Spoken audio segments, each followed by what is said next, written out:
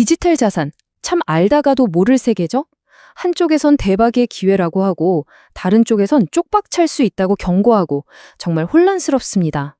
그래서 오늘 이 암호화폐가 가진 두 얼굴, 그러니까 엄청난 약속과 그 뒤에 숨은 치명적인 위험, 그 역설을 한번 제대로 파헤쳐 보겠습니다. 자, 본격적인 얘기에 앞서서 이 질문 하나 던져볼게요. 과연 역사는 반복될까요? 이게 왜 중요하냐면요. 암호화폐 시장, 특히 비트코인을 보면요. 정말 놀라울 정도로 규칙적인 패턴이 보이거든요. 좋습니다. 그럼 먼저 약속에 대한 이야기부터 시작해 볼까요? 바로 그 예측 가능한 어마어마한 수익이라는 아주 강력한 매력에 대해서 말이죠. 이 반복되는 패턴의 중심에는 비트코인 반감기라는 게 있습니다. 개념은 생각보다 아주 간단해요. 뭐냐면 약 4년마다 비트코인을 새로 만들어내는, 그러니까 채굴에 대한 보상이 딱 절반으로 줄어드는 겁니다. 한번 생각해 보세요. 공급은 줄어드는데 찾는 사람은 그대로거나 오히려 늘어나면 어떻게 될까요? 그렇죠. 가격이 오를 수밖에 없는 구조인 거죠. 바로 이 단순한 공급과 수요의 원리, 이게 바로 투자자들이 반감기만 되면 열광하는 이유입니다. 와, 이 과거 데이터를 한번 보세요. 진짜 놀라운 패턴이 보이지 않나요? 지난 3번의 반감기 모두 잠깐 주춤하는가 싶더니 예외 없이 그 뒤에는 정말 폭발적인 가격 상승이 따라왔습니다. 그리고 보세요. 2024년에도 비슷한 사전 조정이 이미 나타났죠. 이러니 이번에도 역사는 반복된다는 기대감이 커질 수밖에 없는 겁니다. 네, 그래서 핵심이 바로 이겁니다. 반감기마다 오르는 시점이나 그 폭은 조금씩 달랐을지 몰라도 딱 하나 공통점이 있었어요. 바로 지난 3번 모두 반감기가 지나고 정확히 6개월 뒤에 가격을 보니까 그 전보다 아주 훨씬 높았다는 사실입니다. 바로 이 일관성 있는 6개월 지표, 이게 바로 투자자들을 흥분시키는 가장 강력한 역사적 데이터인 셈이죠.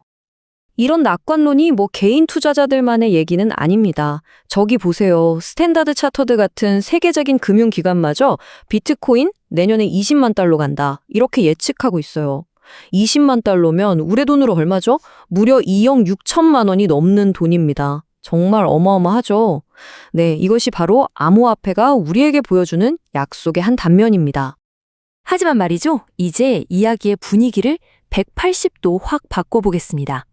달콤한 부의 약속에서 이제는 암호화폐 세계에 도사리고 있는 그 위험의 냉혹한 현실로 들어가 보시죠. 옛날부터 그랬죠. 모든 골드러시에는 그 금을 노리는 도적들이 있기 마련입니다. 암호화폐 시장이라고 다를까요? 전혀요. 예외가 아니고 오히려 그 사기 수법은 날이 갈수록 더 교묘해지고 있습니다. 요즘 가장 최신 사기 수법 중 하나가 바로 거래 시뮬레이션 스푸핑이라는 건데요. 와, 이건 정말 정교합니다. 보통 우리가 거래를 승인하기 전에 지갑에서 이 거래는 안전해요 하고 미리 보여주는 시뮬레이션 기능 있잖아요. 바로 그걸 역으로 이용하는 거예요. 우리 눈에는 안전한 결과가 보이게 해놓고 우리가 서명하는 바로 그 찰나의 순간에 실제 계약 내용을 싹 바꿔치기 해서 돈을 빼가는 수법입니다. 이 사기 과정이 정말 교묘한데요. 먼저 이 거래는 안전합니다라는 가짜 시뮬레이션 결과를 보여줘서 사용자를 완전히 안심시킵니다. 그리고 우리가 안전하구나 하고 서명하는 바로 그 찰나의 순간, 실제로는 우리 지갑을 몽땅 터는 내용으로 계약을 바꿔치기 하는 거죠. 이 속임수에 넘어가서 한순간에 6억 원이 넘는 돈을 잃은 피해 사례도 실제로 있습니다. 정말 무섭죠. 이런 신종 사기 말고도 우리가 꼭 알아야 할 근본적인 위험들도 있습니다. 가격이 하루아침에 롤러코스터를 타는 변동성은 이제 기본이고요. 가장 큰 차이는 해킹을 당하거나 거래소가 갑자기 파산했을 때 내 돈을 지켜줄 법적인 보호장치가 거의 없다는 점이에요. 은행 예금과는 완전히 다른 그런 위험의 세계라고 생각하셔야 합니다. 그런데요, 암호화폐 세계가 비트코인 하나만 있는 게 아닙니다.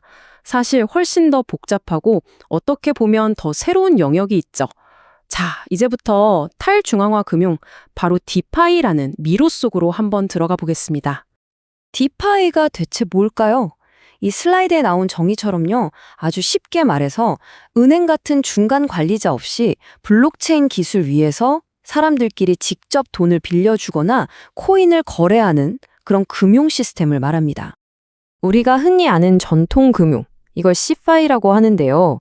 이것과 비교하면 차이가 확 드러납니다. CFI는 은행 같은 중개인을 믿어야만 하고 또 그들이 허락해줘야 서비스를 쓸 수 있죠.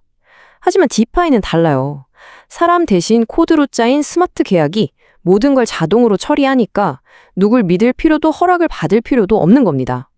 말 그대로 그냥 누구에게나 열려있는 금융인 셈이죠. 그리고 이 시장 결코 무시할 만한 규모가 아닙니다. 이 디파이에 묶여있는 총 자산 규모를 보면요. 이더리움이 거의 60%를 차지하면서 압도적인 1위를 달리고 있고요. 그 뒤를 솔라나 같은 새로운 블록체인들이 바짝 쫓아오고 있는 그런 구도입니다. 이 디파이 생태계 안을 들여다보면요. 개인들끼리 코인을 바꾸는 탈중앙화 거래소 DX라고 하죠. 그리고 자동으로 돈을 빌려주는 플랫폼, 또 달러처럼 가치를 일정하게 유지하는 스테이블 코인 같은 것들이 막 서로 얽혀서 돌아가고 있어요. 이건 정말 아직 법이나 규칙이 제대로 세워지지 않은 금융계의 서부 개척 시대라고 할 수 있습니다. 바로 이 지점입니다. 암호화폐가 가진 엄청난 약속, 그리고 그만큼 큰 위험, 또 이 복잡성, 이 모든 것에 대한 필연적인 반응이 나타나기 시작합니다. 바로 전 세계가 규제를 만들려는 움직임이죠. 이 혼란스러운 서부 시대의 질서를 세우기 위해서 전 세계 정부들이 디지털 자산을 위한 새로운 법과 규칙, 일종의 룰북을 만들기 시작한 겁니다. 이게 산업이 제대로 성장하기 위한 필수적인 단계라고 보는 거죠. 한국에서 논의 중인 디지털 자산 기본법 초안을 보면 딱 감이 옵니다. 대통령 직속으로 컨트롤 타워를 만들고 시세 조종 같은 사기 행위는 아예 법으로 금지하고요. 또 금융당국에 강력한 감독 권한을 줘서 시장을 관리하겠다는 거죠. 한마디로 산업 전반에 명확한 규칙을 세우려는 아주 포괄적인 시도라고 볼 수 있습니다. 이런 규제의 가장 핵심적인 타겟 중 하나가 바로 스테이블 코인입니다. USDT나 USDC처럼 미국 달러의 가치를 딱 고정시킨 코인들이요. 왜냐하면 이 스테이블 코인이 롤러코스터 같은 암호화폐 시장과 안정적인 현실 세계의 금융을 이어주는 정말 중요한 다리 역할을 하거든요. 자, 그럼 지금까지 우리가 살펴본 이 모든 것들, 엄청난 약속, 그리고 그에 따르는 위험, 복잡한 신기술, 그리고 이걸 바로잡으려는 규제의 움직임, 이 모든 게 과연 우리에게 어떤 의미를 갖는지 한번 깔끔하게 정리해 보겠습니다. 바로 이겁니다. 오늘 이야기의 핵심, 암호화폐의 역설이요. 한쪽을 보면 과거의 패턴과 새로운 기술이 엄청난 기회를 약속하는 것처럼 보입니다. 그런데 다른 한쪽을 보면 교묘한 사기와 아직 정비되지 않은 규칙들이라는 정말 만만치 않은 위험이 동시에 존재하고 있는 거죠. 결국 이 모든 건요, 그냥 새로운 투자 상품이 하나 나왔다, 이런 차원의 이야기가 아닙니다. 이건 돈의 미래가 어떻게 될 것인지, 기술이 우리 삶에서 어떤 역할을 할 것인지, 그리고 우리는 앞으로 무엇을 어떻게 믿고 살아가야 할 것인지에 대한 아주 거대한 전 지구적인 논쟁 그 자체입니다. 그래서 마지막으로 여러분께 이 질문을 던지고 싶습니다. 이 거칠지만 엄청난 가능성으로 가득 찬 디지털 프론티어에서 당신은 직접 위험을 감수하고 땅을 일구는 개척자가 되시겠습니까? 아니면 안전한 곳에서 그저 지켜보는 관망자로 남으시겠습니까? 선택은 이제 여러분의 몫입니다.